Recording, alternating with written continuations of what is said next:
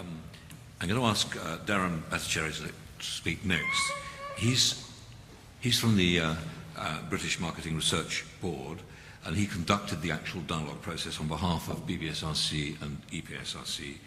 And I think, Darren, you're going to present the main findings of the dialogue process.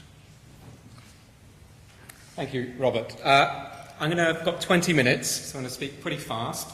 So I've got a lot to get through. I'm going to do three things. I'm going to look at the method. I'm going to overview the public dialogue findings and some stuff from the stakeholder interviews, and I'm going to draw some conclusions. So our approach, Brian's already gone through much of this, so I won't reiterate it. 41 interviews, 7 groups who are listed there. We engaged 160 people across the UK, London, Wales, Newcastle and Edinburgh, and 3 workshops. The first of those looked at science and technology in general terms, and then we looked at how those conversations might be applied to synthetic biology. The second looked at the kind of visions or the aspirations around the science, also looked at how the science gets done, so how it's funded and its governance. And then the third looked at some potential application areas. I'll go into what they were in more depth shortly. So I'm going to cut straight to the chase and get to the findings from the first workshop. So how the public views science technology in general. I'm going to focus on 2 areas, medical science and food applications, just to give you a flavour of what was said. What characterised medical sciences in particular was the sense of amazement about what it could do. So things like stem cells were mentioned, cancer research, infertility research, robotics, a whole bunch of things were mentioned there. But it was this kind of huge amazement about what it could do, the impacts on human health, and the impacts on people personally in terms of transforming their lives. More broadly, all these technologies were discussed in terms of the impacts, the social impacts it has on people and social relationships. So an obvious example was things like the relationship between experts and lay people, between doctors and patients, things like the internet and the ability to self-check, transforming that relationship. Some people thought that was good, others less so, but it had transformed that relationship nonetheless. It also precipitated other things as well, a kind of pill-popping culture and this idea of quick fixes, the idea that you go to your doctor before you got the jacket off, he's written your prescription type stuff. There were lots of concerns around aspects of genetic science. For a minority of the group, this was seen as a natural, but that wasn't a dominant theme. And these types of conversations got played out to a degree later in terms of SynBio. Boundary issues were much more significant. So by that I mean about where the science stops and where it should go or shouldn't go. So there were discussions around human enhancement, and also we had debates around kind of human and non-human nature. So we touched on things like hybrid embryos, for instance, in terms of stem cell research.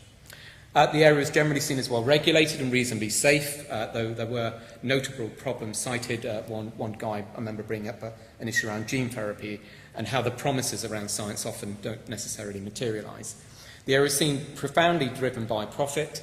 Big Pharma always gets wheeled out as the villain in this piece, and it played its part in this debate. But alongside that, there was this concern that, as a consequence, new treatments may become unaffordable to the NHS, and people might lose out, so it wouldn't be free to all at the point of need. Moreover, there was a lack of power for individual participants to be seen to be shaping innovation in these areas. Excuse all the primary colours, there are lots of them, so please get used to it. This next one's on food technologies. So one of the main things that really jumped out, and this was quite different from medical science, is this idea that food being tampered with or played with, and you just don't know what you're eating anymore. This is both in relation to things like the genetic manipulation of food, but more broadly just in terms of stuff getting stuck in there, kind of food additives and so on. Overall, there was seen to be an increased choice in food, but a decreased quality, in part because of this kind of manipulation. And some of the drivers for that, partly it was seen the members of the public who were there, so demanding cheap food and wanting it widely available 52 weeks in the year. But there are other drivers as well, bigger drivers, structural drivers and stuff, population growth, climate change. These conversations are also brought out too. There was a much stronger sense on agri-environmental applications as opposed to health ones about these distinctions between natural, which was equated with being healthy and good, and artificial, which has seen as bad or having side effects. And again, these narratives, when we're thinking about synthetic biology, are also important. Like the health side, people felt disconnected from food production. They have little idea from farm to fork what goes on, particularly for processed food. And again, access for food technologies, particularly in the developing world, was seen as an issue. So what are some of the recurrent themes when we discussed all this? The first was around motivation. So why are people doing this in the first instance? What's driving them to develop these technologies? The second is that when people discuss these things, they discuss it in terms of how it's shaped their relationship to their friends and their family, to society more generally, and to the world. The third is who's driving this application, who are the winners, who are the losers from it. The fourth is this idea of lack of control, that they have little agency over these things or might be kept in the dark. There are some nice quotes in the report around this. And the fifth, and important as well, kind of the impacts, the health and environmental impacts of technologies. Those can be positive and negative, they're not bad. So we introduce synthetic biology. This is at the end of the first workshop. And ask people for their initial thoughts. And the first thing was just this real sense of fascination about the concept of applying engineering to biology. And these next 2 points are interrelating. It was both exciting and scary. There was this real sense of extremes, huge potential, but big concerns. Wow, it's amazing, but God, it scares the hell out of me. Those were conversations that were very, very dominant in this. Misuse was absolutely a concern, but there was also a sense it shouldn't stop development and appropriate safeguards would be needed. And a lot of people in the first instance really saw it outside of their kind of frame of reference. The term unimaginable was used a lot. There was also a lot of uncertainty as to what it would do and who was driving this. Now, between the first and second workshop, we sent people away. They had a chat to their friends and family, asked them to think about the kind of central question, the primary questions that you might ask a synthetic biologist. And these things really focused much more on motives rather than impact. And I personally think these 5 things, if you get up in the morning, I could ask myself these. If a scientist did it, it would be very, very helpful. So what's the purpose? Why are you trying to do it? Why do you want to do it? What are you going to gain from it? What else is it going to do? And how do you know you're right? I think these are very important questions about the motivations of scientists and engineers and others in this area. We asked people for their initial hopes and concerns in this area. The hopes, because it was very, very early stage research, obviously there's a lot of support for basic research and the advancement of knowledge. Unsurprisingly, given the current economic climate, the idea of these technologies in terms of Britain's economic competitiveness was underscored. There was a real sense of these technologies being able to address these big issues of society, things like addressing serious diseases, climate change and energy, and a real hope that these people, scientists and others, have the imagination as well as the potential means to provide these solutions. There were a number of concerns, the fact that science would progress too quickly when impacts are unknown, that people just expected something to go wrong. It was absolutely seen as inevitable. This wasn't kind of up to debate, they just felt something would go wrong. And in particular, this was related to the kind of uncontrolled release of organisms in the environment and the potential impact on people and the environment. It must be regulated well. Scientists weren't seen as being able to self-regulate, and there were big concerns over DIY and garage biology, and I'll come on to this later in terms of regulation, how on earth you get systems up to govern that appropriately. As mentioned before, these ideas of winners and losers, who they would be, this idea was in some way against nature. Again, it's a minority view, but this is an important narrative, and I'll come on to it later. Another concern is actually if you don't do any of this stuff, you're going to lose out, and people were concerned we wouldn't end up doing it, or there'd be blockers placed in the way. We explored a number of visions to the science. This was, by visions, I mean we looked at some of the things that scientists have said, social scientists have said, NGOs and industry from the interviews, and we pulled out some of those things. And when we asked people to respond to that, they became much more kind of excited by some of the applications and the possibilities of synthetic biology. And the other thing that became much more clear then was the need for international control and regulation. It seems absolutely vital that the challenges of global governance were profound. And again, I'll come on to this in a second when I discuss regulation in more depth. We looked at some video diaries, as Brian mentioned. They were great eye-openers into the lives of scientists. I think everyone felt they'd be sitting in all these whizzy high-tech labs. The reality was quite shocked people, I think, in terms of the average life of a bench scientist. Absolutely, they thought people were trying hard to improve the quality of life. But there were concerns about how far scientists would take the science, and in particular, this might be okay in terms of biological system, but it becomes much more problematic when you consider synthetically creating more complex life. People did see this obviously as being some time away, but the potential might be there. Tied to the stuff earlier, scientists' motivation. They absolutely liked the fact that scientists were really passionate and excited about this, but they also felt that it might make them, miss out, the focus on the positive may mean they miss the risks. There were big concerns around unintended consequences. There were concerns around bioterrorism, though on the whole it was generally felt that there were easier ways of committing terrorism than via synthetic biology. And overall, there needs to be something other than the market. You can't just leave this to goods and services produced by firms. And really, that profit shouldn't be the primary thing shaping applications in this area. So what did the public want? The public wanted scientists to take more responsibility and to have a duty in thinking through the implications of the work, and really to ensure that the right people work on synthetic biology in the right place and for the right reason. I'll explore what that means in a bit more depth shortly. We were keen to, as the research councils had funded it, to reflect some of the conversations around them. So we discussed how science gets funded. People had issue with what constitutes good science and the funding of good science, and whether or not this should encompass something more than technical excellence, so good in a more normative or social sense. There was a concern that research councils' review of funding was mainly done by other scientists, and again, this kind of self-regulation concern. And really, that the research councils have a clear responsibility to consider the wider implications of the work that they fund. They didn't think, in terms of the current process, that ethical considerations were given enough prominence. They were in there, but weren't prominent. And it, at times, appeared kind of fairly perfunctory or formulaic and passive in the grants process, rather than being central to it. And there was also opportunities here to work with other interest NGOs, public and other groups as well, and embed those knowledges into the research councils. There was a real big thing about negative results, and that you must publish things that go wrong and highlight those, as well as just focusing on the good stuff.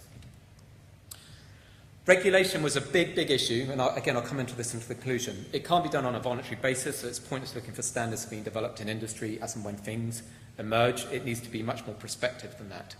There needs to be international standards. A lot of the risks were actually seen to be coming from other countries rather than the UK per se. It was also acknowledged to be very hard to achieve in practice. It can't be controlled completely, so you need to proceed very carefully. And this idea of taking baby steps from the laboratory, small-scale field trials in the case of environmental release before its full release.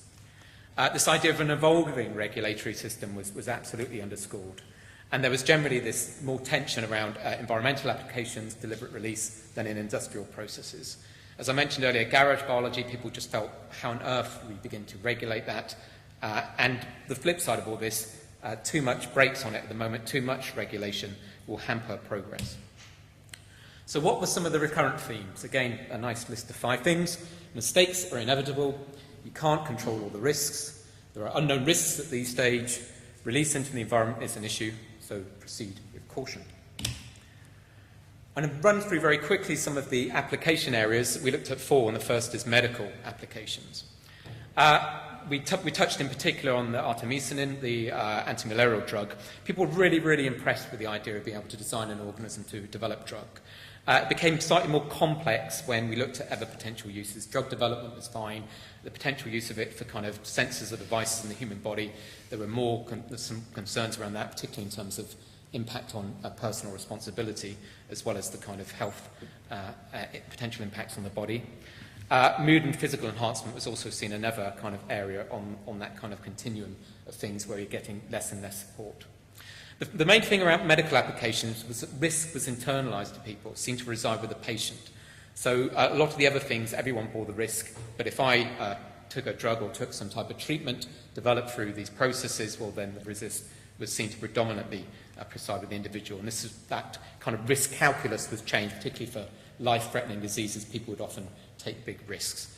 There's a bigger issue in this about the kind of wider societal implications of personal choices in terms of taking SynBio applications in that regard. Environmental applications, this was generally in terms of things like bioremediation. Absolutely, there was a need to clean up the horrendous state of the planet, as a direct quote, but there was a concern that these kind of techno-fixes may create future problems.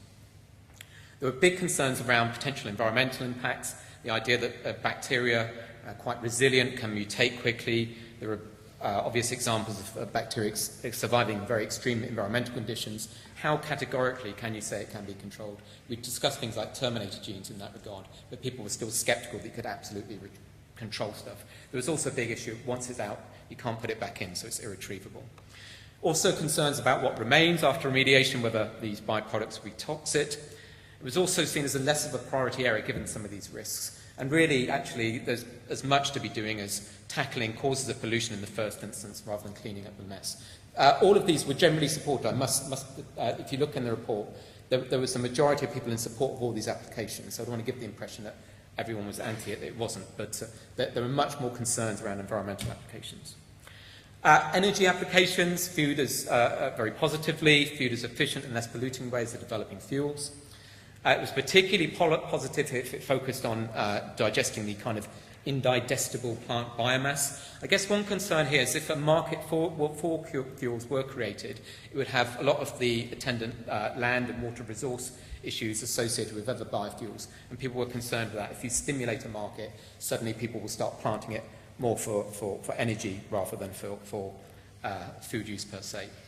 As an example of contained use, they were generally thought it was safer rather than safe. But there was a big concern about profit in this area. Energy, big corporations, has a history of kind of greed overriding social concerns. But there was seen to be a definite need. They didn't think we'd all be walking to work. We do need a lot of energy. There was a definite need, and people need to think creatively in this space. Food applications, unsurprisingly, one of the more contentious areas. The areas are viewed as very similar to GM crops. These big narratives, food security, food scarcity, were picked up. But again, much could be done through less technical means, tackling distribution and waste. There was a fundamental issue around kind of the application of science to food. A number of people highlight it's kind of got bad written all over it. So there's this, again, it gets back to the stuff about things being messed with all the time, people not quite realising why.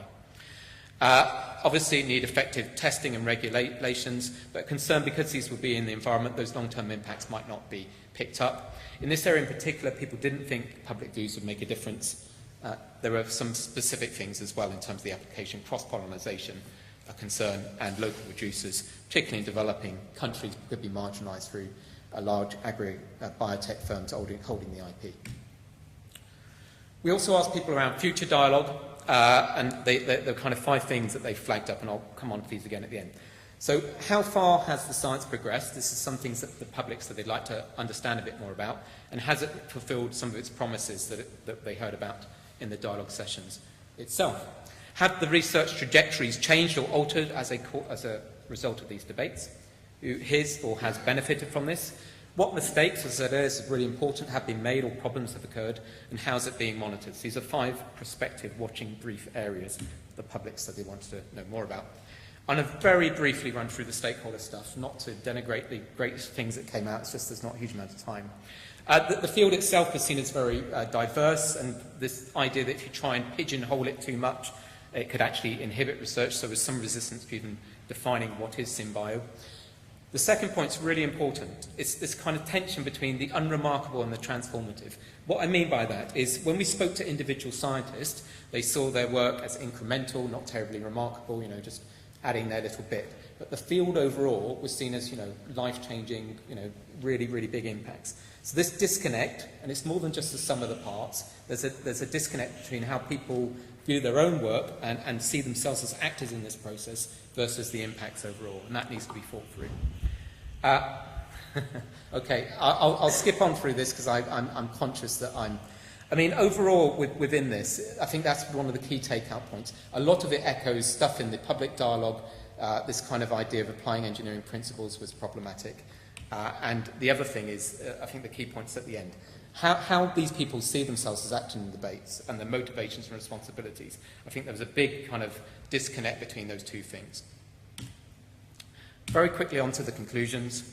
What's unique about SynBio? Well, as I say, it's kind of these big enthusiasm, big fears. They were absolutely fundamental. I think one of the key things I want to draw out around this is this kind of last point here. This idea of being able to treat nature as nothing more as parts to be assembled. People found that quite difficult to get their head around. I think there's an inherent tension at the heart of the field. Nature's just far too complex, too stochastic to be able to do this. And also the idea of engineering principles being applied to biology implies being able to scale up on an industrial scale. So both the ambition to be able to do that and the idea of being able to control at that level was seen as problematic. Again, even the term synthetic biology was seen as quite problematic, seen as the two words not quite fitting together well. Funding and leadership at the research councils. The key point here is there is a real need for the research councils to open up what research gets funded and how. And in particular, the public wants to play some role in that. That doesn't mean sticking a lay member of the public on that two-day meeting when they decide the research grants. It's about trying to think from when they first get the application to when it gets funded, whether there's some scope to make that more accessible to people and for the panel to consider public views and things of more than a technical nature. I mentioned earlier this right people, right places and for right reasons. I mean, the research councils need to think this through in terms of what this means for research groupings and for networks and who has a voice in this process when they're moving forward. A real big thing is about how to develop the capabilities of scientists to think through responsibilities and this tension between kind of curiosity-driven science and some of these wider implications. You know, it's just not reason enough to do it because we're interested in it. And I think the main thing is about opening up, talking about negative results, talking about uncertainties, and that really this needs to happen by changing organisations, by the leaders getting involved, developing new systems, developing new conversations amongst the scientists they fund, and rewarding people for working in a slightly different way as well. Innovation was also seen to be a big thing, rather than see it as a pipeline, an idea by these bright guys and a product coming out further down the kind of sausage machine, as it were, really opening up there, mass innovation, crowdsourcing, co-creation. These ideas are kind of coming out of it, saying there's an opportunity for to embed new ideas, new voices into the innovation chain very early. But a key thing alongside of that is what sorts of technologies are produced if you're respectful or mindful of nature, and what are the consequences of seeing life as nothing more than parts to be assembled. People question this. So if you ask themselves these kind of more metaphysical questions as well as getting other voices in, people felt that the innovation produced from that would look quite different. Control is really, really important. Regulation is a real issue. The two or three key things are that the institutional capacity for regulators to imagine the future and keep up with advances was seen as lacking and needed to be addressed. There was a need for international coordination. A lot of the regs currently are coming through GM regulations. These regs are having hard enough job keeping up with what's going on in GM. No doubt what might come out through from SynBio. So that space needed to be looked at too. And this idea of adaptive governance, which was flagged up by the Royal Commission on Environmental Pollution's report on nano, I think is really important. I'd recommend people looking at how you can develop new governance systems to begin to respond to things where there's a lot of uncertainty, basically. I think the key thing in terms of the next steps is that, yes, people were very positive about this, but it was conditional. And the key thing in this regard is that the public need to be re-engaged in this process in terms of thinking through the institutional responses to it, about the activities of searchers, about regulatory systems, about R&D processes. It's not just good enough for the next time these guys hear from them as a Christmas card saying thanks very much and we've done X, Y and Z. I think they actually need to be involved in thinking through those new processes as well as being invited back to hear what's gone on. And I think there's a duty for the research councils to respond to these conditions and to explain how they've been met in due course. Thank you. Thank you.